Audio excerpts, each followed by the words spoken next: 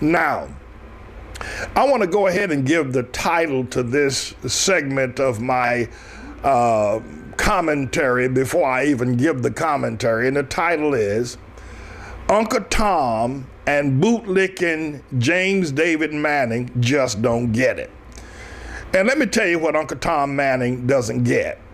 Bootlicking Uncle Tom, buck dancing Oreo coon Manning does not get the fact that over the 4th of July weekend in Chicago, the hometown of Barack Hussein Obama, Louis Farrakhan, Oprah Winfrey, Jesse Louis Jackson, Jeremiah Wright, and a host of others, 72 people were shot over the July 4th weekend.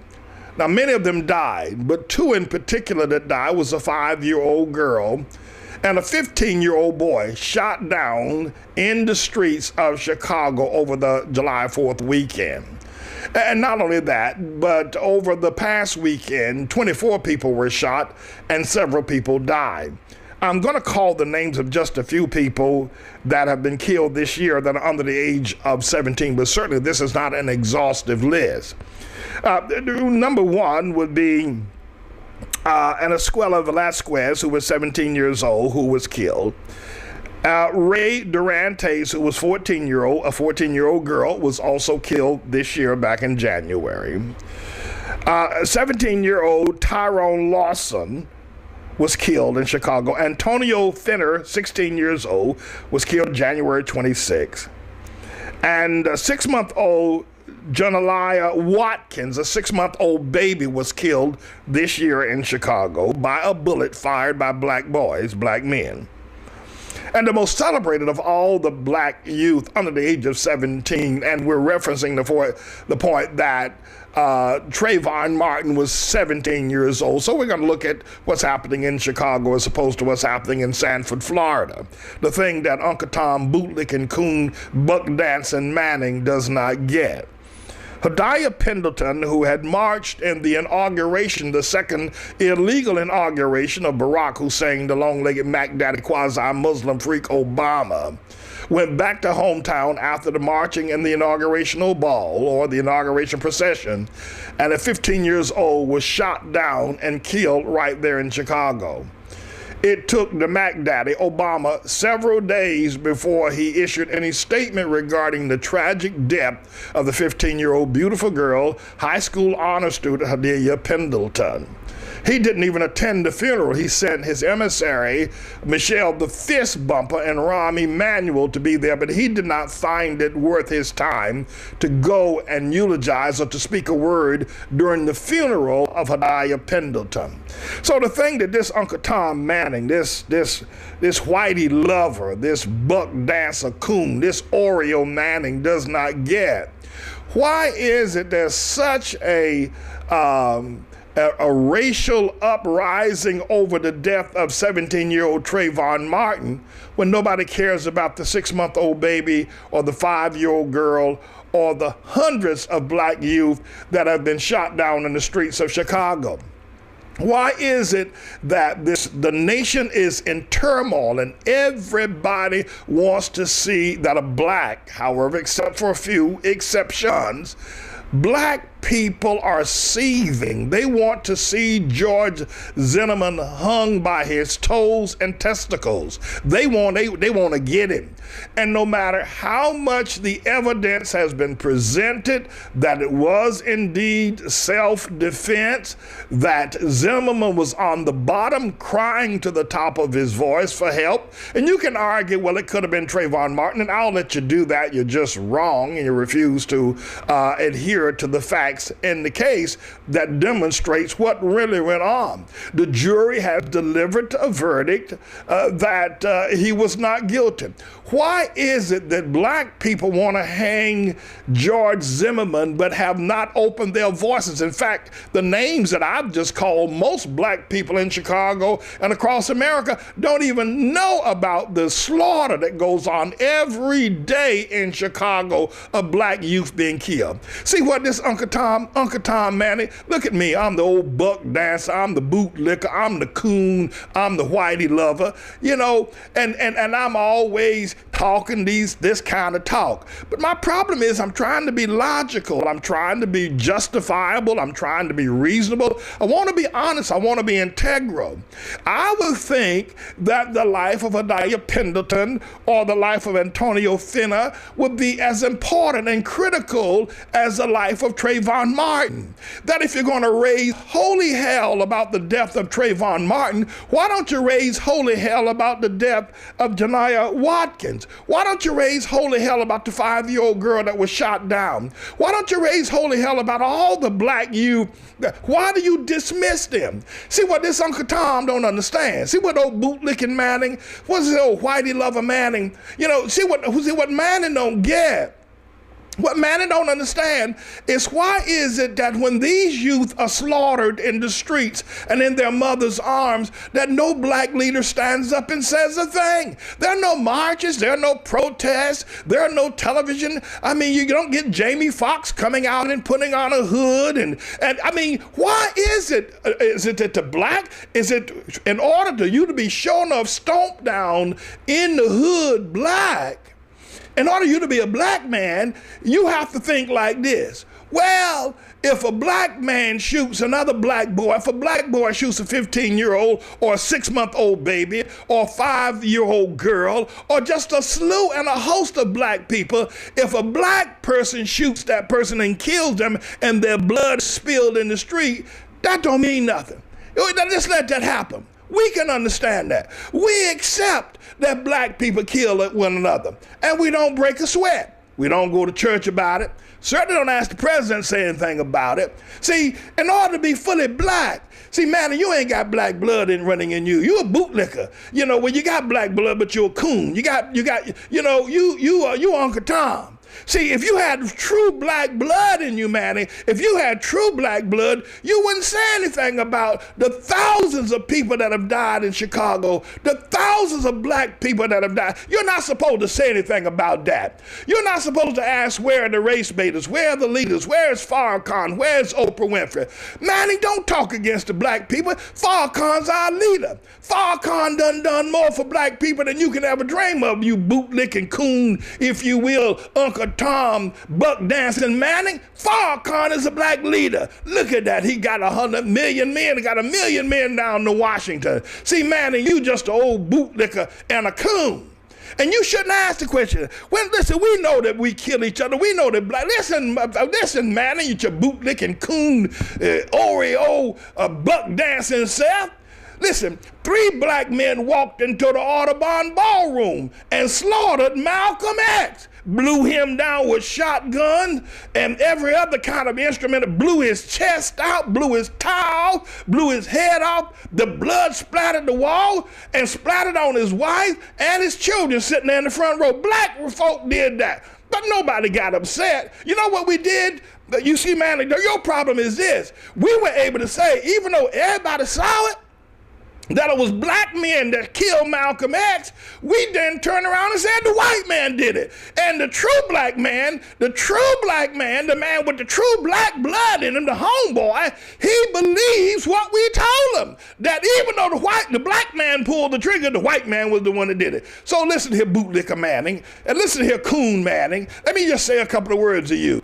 You need to get on the bandwagon and get out there and start marching with Al Sharpton and Ben Jealous and Ben Crump. You need to get out there in the street with your church and start marching for justice for Trayvon. And shut up about these people over there in Chicago that get killed every day. Shut up about that. Shut up asking where's the justice for the 16-year-old, the 15-year-old, the 6-month-old, the 5-month-old, and the hundreds and hundreds and hundreds that have been slaughtered in the streets of Chicago. Shut up about that. But get out there with the rest of us and let's try to raise some hell in America to get some justice for Trayvon, because the man that killed Trayvon was white. So that makes the difference, Manning. Don't you understand? We blacks routinely kill one another because we don't have any honor. We don't care anything about each other. And the other thing, Manning, there must be something wrong with you that makes you the bootlicker and the buck dancer and the Oreo and the coon and the nigger that you are. Because, listen, Manning, you know, you must see something we don't see. Because we that are stomped down black, we that follow Al Sharpton, and we that follow Jesse, and we that follow Louis Farrakhan, we who are disciples of him, and we that follow the NAACP and the Urban League and all that kind, we that follow that, well, you know, it doesn't bother. Our hearts are not grieved of the 6-month-old baby that was killed in a stroller in Chicago by black boys shooting at one another. That don't bother us. So why should it bother you? See, man, you got it reversed. See, man, your problem is you got a reverse thing going on psychologically with you. See, you are bothered by the fact that a 6-month-old baby was shot down in the stroller, or a 5-year-old girl was shot down on Saturday night playing in the yard, or a 15-year-old boy was shot walking home from the grocery store with some Skittles and some watermelon-flavored Arizona tea. There in Chicago, not in Sanford, but in Chicago, a 15-year-old boy was shot down walking home from the store Saturday night. See, you, Manning, are concerned about them, but you're crazy. Only an Uncle Tom, only a nigger would be concerned about black people killing black people. See, when you really get with it and you get with the stomped down black crowd, you'll be concerned only when a white man kills a black man. Then, when you do that, then we'll welcome you to march with us, Manny, and then we'll know that you finally done got some religion and got some sense. But right now, man, you're looking in the wrong direction. You need prayer. We're going to ask Jesse Jackson to pray for you, man, because you ain't nothing but a coon. You ain't nothing but an Oreo. You ain't nothing but a bootlicking buck dancer. You would have probably stopped the killing of Malcolm X if you could, Manning. Yeah, we're going to pray for you. We're going to put a prayer request into the National Action Network with Al Sharpton and the Rainbow Push organization with Jesse Jackson to pray that Manning gets saved and stop being an Uncle Tom. I need to let you know that our breakfast program, the Mother Keturah breakfast program, is growing by leaps and bounds. We now have other schools and community groups that are bringing their children to our breakfast program in the mornings to be fed.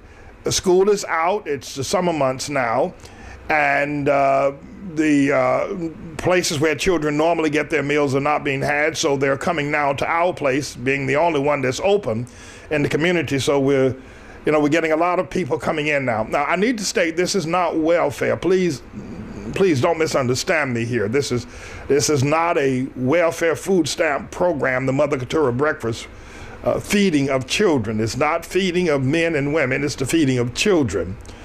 But it's growing by leaps and bounds, and we have been very comfortable with your support, your generosity, your love. But I need to let you know now that we need other people to step up to the plate so that we can afford to pay for all the food that we are now serving in the mornings over the summer months. And I imagine it will continue throughout the fall semester as well. But please pray for your support of the Mother Keturah breakfast program. And you can very easily see as well that we have moved many of the students out into our courtyard, and breakfast is being served out in the morning, sort of like a sidewalk cafe. I know this looks very ritzy and upscale and classy and spectacular and all of that, but this is just the courtyard of the church that God has blessed us to be able to own and to have worshiped in for the past 25 years. This courtyard is it's a place where we fellowship and we do a large number of things, and we eat there as well. And so having the children out, but this also gives the community the opportunity, as people going back and forth to work in the mornings, to watch these beautiful children being fed these really, really delicious and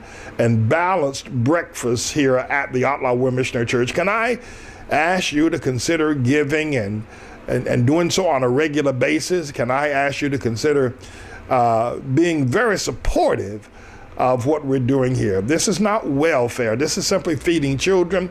You remember that Elizabeth and I were at this McDonald's restaurant going nearly 2 years ago now, and we saw this mother there with 3 children, and she purchased an Egg McMuffin. That's all the money she had. And she sat down at the table there at McDonald's and tried to feed 3 children with 1 Egg McMuffin. And of course, I could have bought her and her children filled their stomachs full of food there, because what would it have cost me? $10, $15 maybe. I've gone on and said I could have purchased food for everybody in that restaurant that morning, cost me maybe $70, and would have walked out of there and it wouldn't have broken my bank. But I didn't. But God wanted to show me something, and I listened to him when he told me, go back to your church and start a jobs program and a breakfast program for the children of your community. Because there'll be mothers just like this mother trying to feed her children in the morning, but you feed them, you do it. And I called upon you. When God told me, then I called upon you and asked you, and you rejoicingly and generously have given to support this breakfast program. And look what it has grown into. So we're giving God the praise, and I'm asking you to go to our website and punch the PayPal button, and you can make your donation right there online, or you can call our church at number 877-777-0734 and give on your bank card, or you can write to us snail mail type to Atla Ministries at 38 West 123rd Street, Atla, New York, but be sure to put the zip code of 10027. 10027. But thank you for causing the breakfast program to grow to the level that it has grown to. And we're going to be depending on you to make sure that the day never comes where we run out of food and we have to turn people away. Thank you so very much for your prayers. All the time, the Manning Report is sure to blow your mind. Just let me hear you